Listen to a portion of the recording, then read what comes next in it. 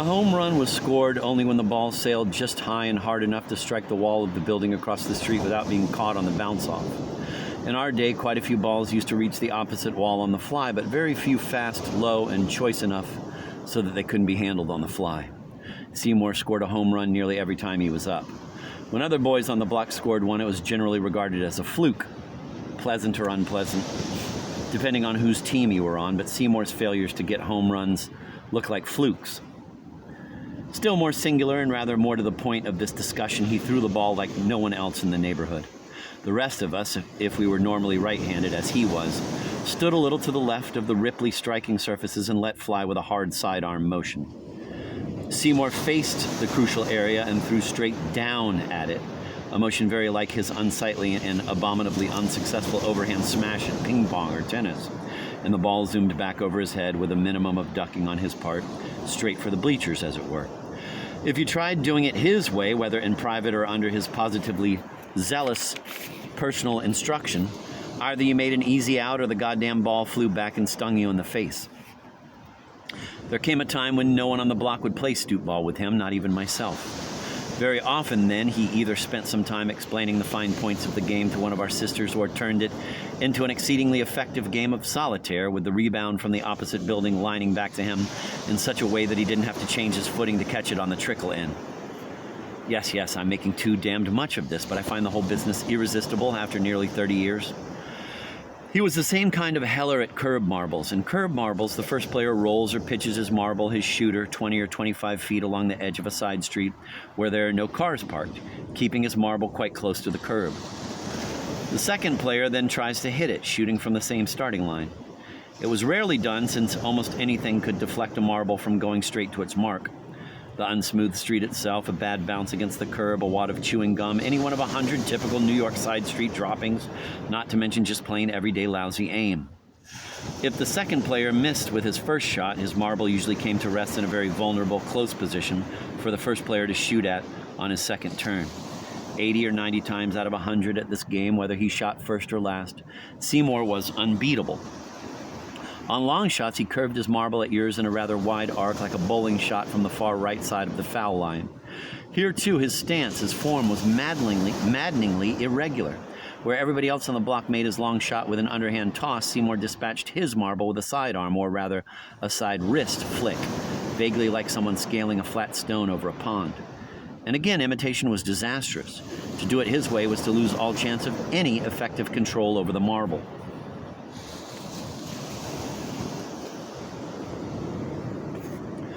I think a part of my mind has been vulgarly laying for this next bit. I haven't thought of it in years and years. One late afternoon at that faintly soupy quarter of an hour in New York when the street lights have just been turned on and the parking lights of cars are just getting turned on, some still off, I was playing curb marbles with a boy named Ira Yankauer on the farther side of the side street just opposite the canvas canopy of our apartment house. I was 8. I was using Seymour's technique, or trying to, his side flick, his way of widely curving his marble at the other guys, and I was losing steadily but painlessly. For it was the time of day when New York City boys are much like Tiffin, Ohio boys who hear a distant train whistle just as the last cow is being driven into the barn. At that magic quarter hour, if you lose marbles, you lose just marbles. Ira, too, I think was properly time suspended, and if so, all he could have been winning was marbles. Out of this quietness and entirely in key with it, Seymour called to me. It came as a pleasant shock that there was a third person in the universe, and to this feeling was added the justness of its being Seymour. I turned around totally, and I suspect Ira must have too. The bulby bright lights had just gone on under the canopy of our house. Seymour was standing on the curb edge before it, facing us, balanced on his arches, his hands in the slash pockets of his sheep-lined coat. With the canopy lights behind him, his face was shadowed, dimmed out. He was 10. From the way he was balanced on the curb edge, from the position of his hands, from, well, the quantity X itself, I knew as well then as I know now that he was immensely conscious himself of the magic hour of the day. "Could you try not aiming so much?" he asked me, still standing there. "If you hit him when you aim, it'll just be luck." He was speaking, communicating, and yet not breaking the spell. I then broke it, quite deliberately. How can it be luck if I aim? I said back to him, not loud, despite the italics, but with rather more irritation in my voice than I was actually feeling. He didn't say anything for a moment, but simply stood balanced on the curb, looking at me, I knew imperfectly, with love. Because it will be, he said, you'll be glad if you hit his marble, Ira's marble, won't you? Won't you be glad? And if you're glad when you hit somebody's marble, then you sort of secretly didn't expect too much to do it. So there'd have to be some luck in it. There'd have to be slightly quite a lot of accident in it. He stepped down off the curb, his hands still in the slash pockets of his coat, and came over to us. But a thinking Seymour didn't cross a twilit street quickly, or surely didn't seem to. In that light, he came toward us much like a sailboat. Pride, on the other hand, is one of the fastest moving things in this world, and before he got within 5 feet of us, I said hurriedly to Ira, "It's getting dark anyway," effectively breaking up the game. This last little pentimento, or whatever it is, has started me sweating literally from head to foot. I want a cigarette, but my pack is empty and I don't feel up to leaving this chair. Oh God, what a noble profession this is. How well do I know the reader? How much can I tell him without unnecessarily embarrassing either of us? I can tell him this, a place has been prepared for each of us in his own mind. Until a minute ago, I'd seen mine 4 times during my life. This is the 5th time.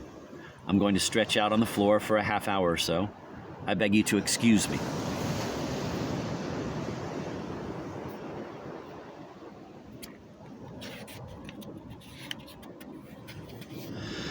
This sounds to me very suspiciously like a playbill note, but after that last theatrical paragraph, I feel I have it coming to me.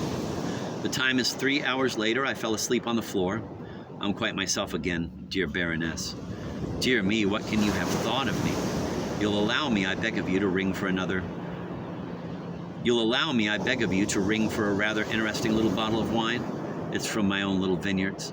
And I think you might just... I'd like to announce as briskly as possible that whatever it precisely was that caused the disturbance on the page 3 hours ago, I was not, am not now, and never have been the least bit intoxicated by my own powers, my own little powers, dear Baroness, of almost total recall.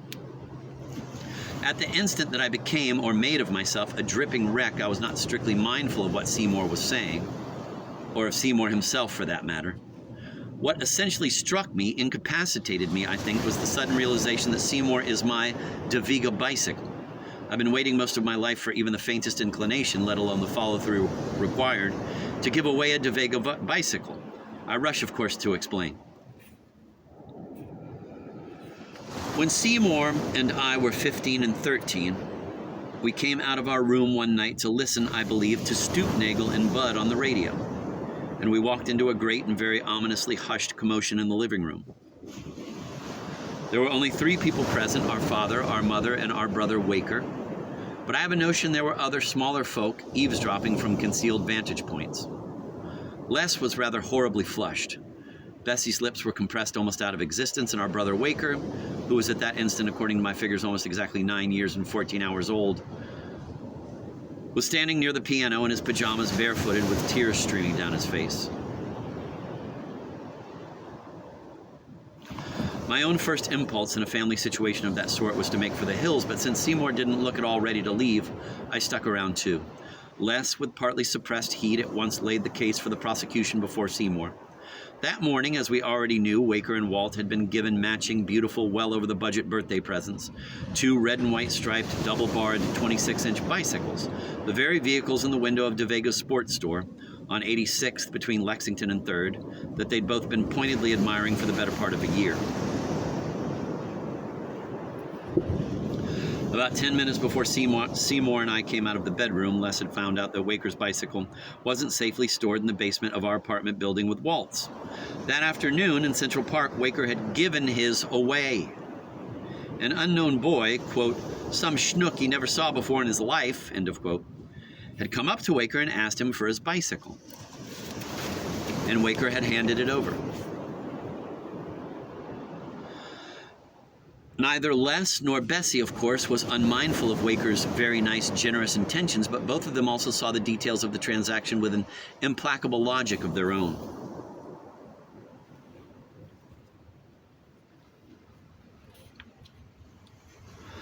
What substantially they felt that Waker should have done, and Les now repeated this opinion with great vehemence for Seymour's benefit, was to give the boy a nice long ride on the bicycle.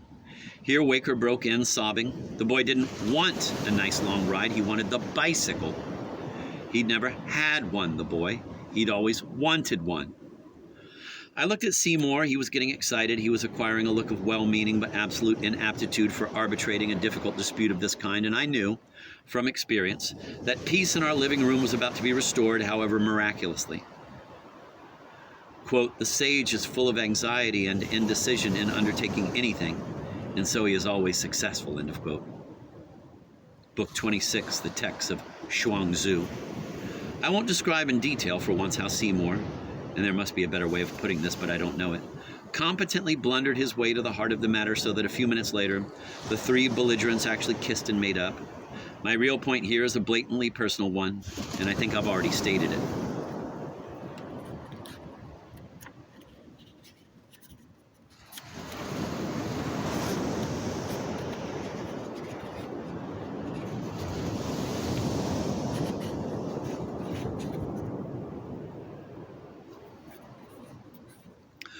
What Seymour called over to me, or rather coached over to me that evening at Curb Marbles in 1927 seems to me contributive and important, and I think I must certainly discuss it a little, even though somewhat shocking to say almost nothing seems more contributive and important in my eyes at this interval than the fact of Seymour's flatulent brother, aged 40, at long last being presented with a De Vega bicycle of his own to give away, preferably to the first asker. I find myself wondering, musing, whether it's quite correct to pass on from one pseudo-metaphysical fine point, however puny or personal, to another, however robust or impersonal.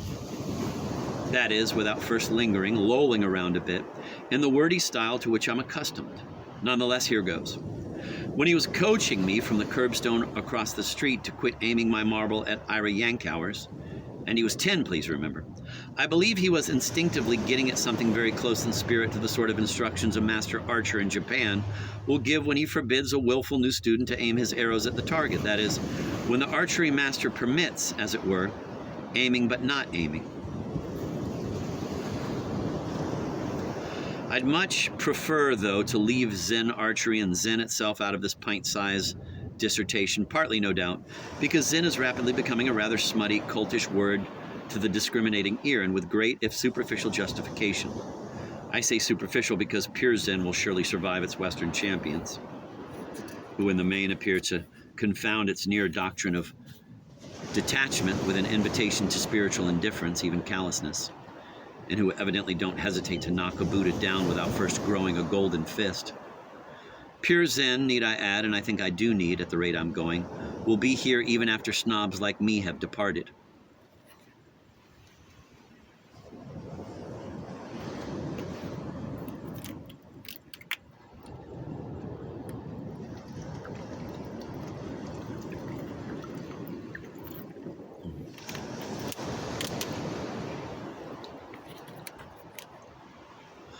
Mostly, however, I would prefer not to compare Seymour's marble shooting advice with Zen archery simply because I am neither a Zen archer nor a Zen Buddhist, much less a Zen adept. Would it be out of order for me to say that both Seymour's and my roots in Eastern philosophy, if I may hesitantly call them roots, are planted in the New and Old Testaments, Advaita Vedanta, in classical Taoism?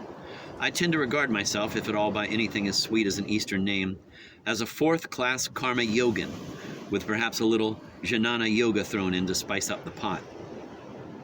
I'm profoundly attracted to classical Zen literature. I have the gall to lecture on it in the literature of Mahayana Buddhism one night a week at college, but my life itself couldn't very conceivably be less Zenful than it is, and what little I've been able to apprehend, I pick that verb with care, of the Zen experience has been a by-result of following my own rather natural path of extreme Zenlessness, largely because Seymour himself literally begged me to do so, and I never knew him to be wrong in these matters.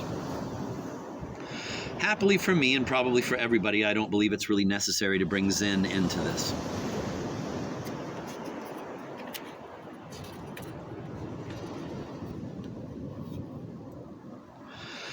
The method of marble shooting that Seymour, by sheer intuition, was recommending to me can be related, I'd say, legitimately and un-Easternly to the fine art of snapping a cigarette end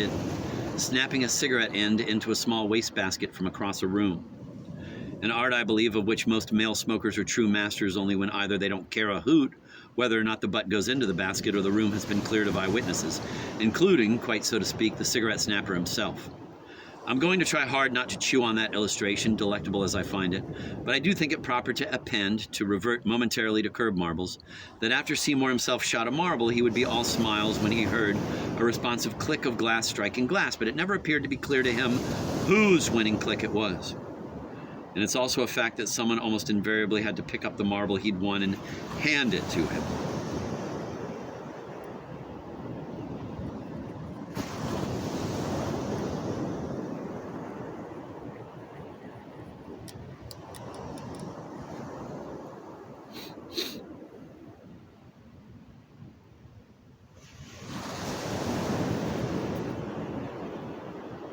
Thank God that's over. I can assure you I didn't order it.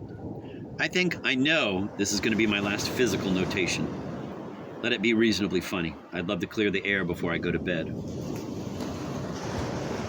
It's an anecdote, sink me, but I'll let it rip. At about 9, I had the very pleasant notion that I was the fastest boy runner in the world. It's the kind of queer, basically extracurricular conceit, I'm inclined to add, that dies hard. And even today, at a super sedentary 40, I can picture myself in street clothes, whisking past a series of distinguished but hard-breathing Olympic milers and waving to them, amiably, without a trace of condescension.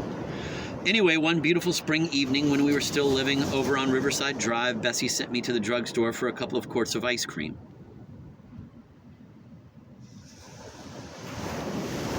I came out of the building at that very same magical quarter hour described just a few paragraphs back.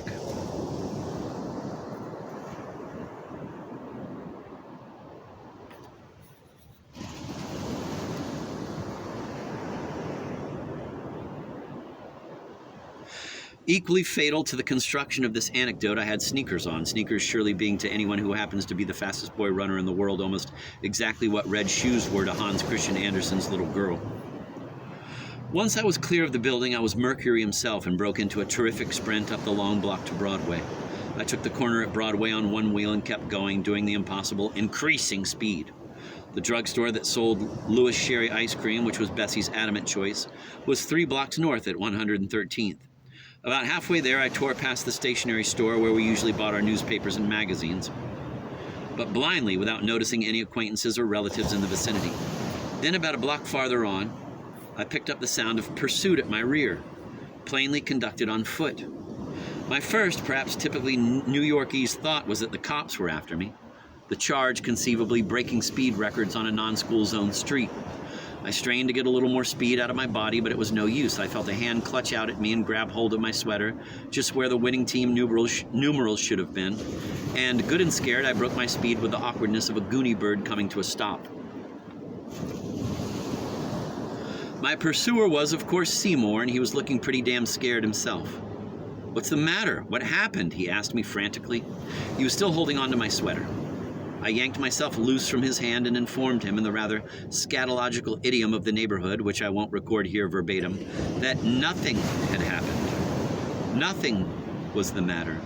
That I was just running, for crying out loud. His relief was prodigious. "Boy, did you scare me," he said. "Wow, were you moving? I could hardly catch up with you." We then went along at a walk to the drugstore together. Perhaps strangely, perhaps not strangely at all, the morale of the now second fastest boy runner in the world had not been very perceptibly lowered. For one thing, I had been outrun by him. Besides, I was extremely busy noticing that he was panting a lot. It was oddly diverting to see him pant. I'm finished with this, or rather, it's finished with me. Fundamentally, my mind has always balked at any kind of ending.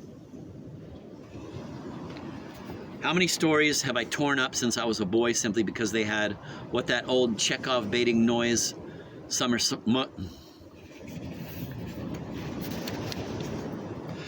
I'm finished with this, or rather, it's finished with me. Fundamentally, my mind has always balked at any kind of ending.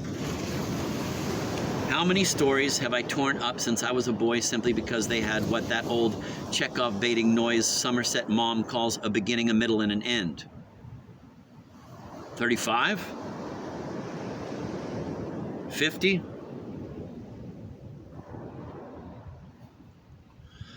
One of the 1,000 reasons I quit going to the theater when I was about 20 was that I resented like hell filing out of the theater just because some playwright was forever slamming down his silly curtain. Whatever became of that stalwart boor Fortinbras, who eventually fixed his wagon? Nonetheless, I'm done here. There are one or two more fragmentary physical type remarks I'd like to make, but I feel too strongly that my time is up. Also, it's 20 to 7 and I have a 9 o'clock class. There's just enough time for a half-hour nap, a shave, and maybe a cool, refreshing blood bath. I have an impulse, more of an old urban reflex than an impulse, thank God, to say something mildly caustic about the 24 young ladies just back from big weekends at Cambridge or Hanover or New Haven who will be waiting for me in room 307. But I can't finish writing a description of Seymour, even a bad description, even one where my ego, my perpetual lust to share top billing with him is all over the place, without being conscious of the good, the real.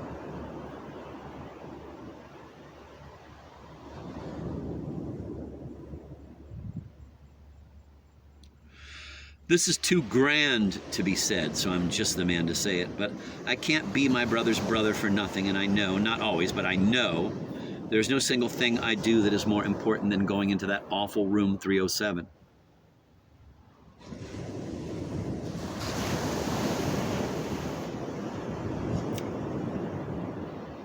There isn't one girl in there, including the terrible Miss Zabel, who is not as much my sister as Boo Boo or Franny. They may shine with the misinformation of the ages, but they shine. This thought manages to stun me. There's no place I'd really rather go right now than into room 307. Seymour once said that all we do our whole lives is go from one little piece of holy ground to the next. Is he never wrong? Just go to bed now. Quickly and slowly.